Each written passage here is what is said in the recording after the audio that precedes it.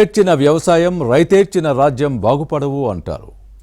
ఎద్దేడడం సంగతి పక్కన పెడితే ఇప్పుడు తెలంగాణలో సోయా రైతులు కన్నీరు పెట్టుకుంటున్నారు.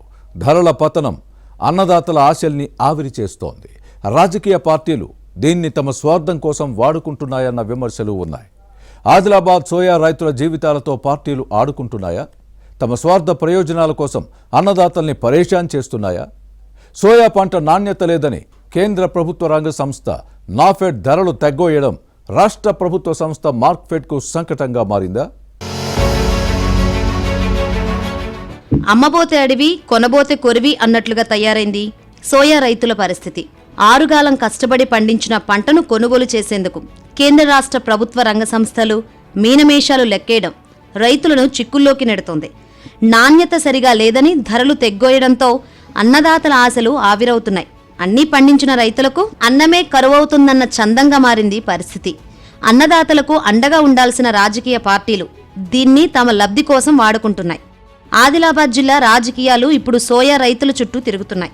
జిల్లాలో పత్తి తర్వాత ఈ పంటే అధికంగా సోయా సాగు అవుతోంది. కానీ అధిక వర్షాలకు ఈ ఏడాది నాణ్యత దిగుబడి తగ్గింది. ఆ తర్వాత కొనుగోళ్లలోనూ తీవ్ర జాప్యం జరుగుతోంది. కొందరు రైతులు నిల్వ చేసిన పంటను మార్కెట్కు తరలించి అమ్ముకునే ప్రయత్నం చేస్తున్నారు.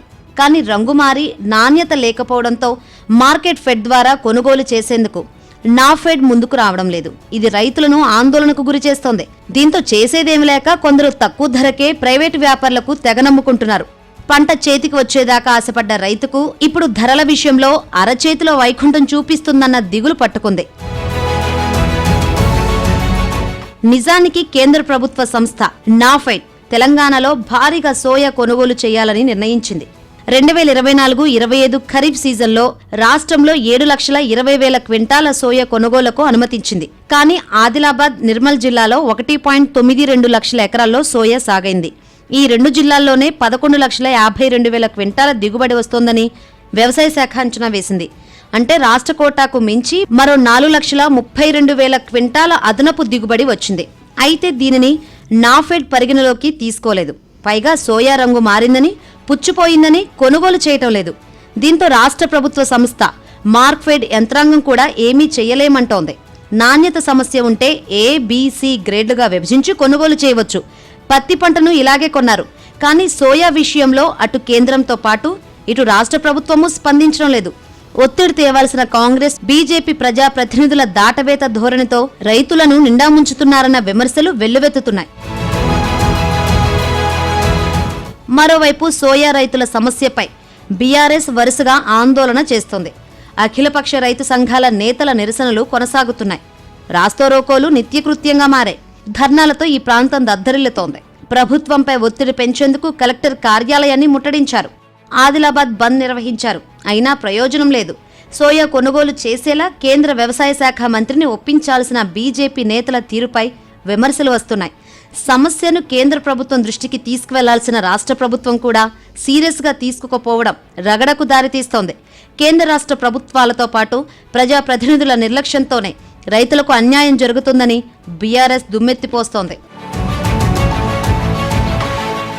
సోయా రైతుల సమస్యను రాష్ట్ర వ్యవసాయ శాఖ మంత్రి తుమ్మల నాగేశ్వరరావు పలుసార్లు కేంద్ర ప్రభుత్వం దృష్టికి తీసుకువెళ్లి రైతులకు న్యాయం చేయాలని విజ్ఞప్తి చేశారు. అయినా సానుకూల స్పందన రాలేదు.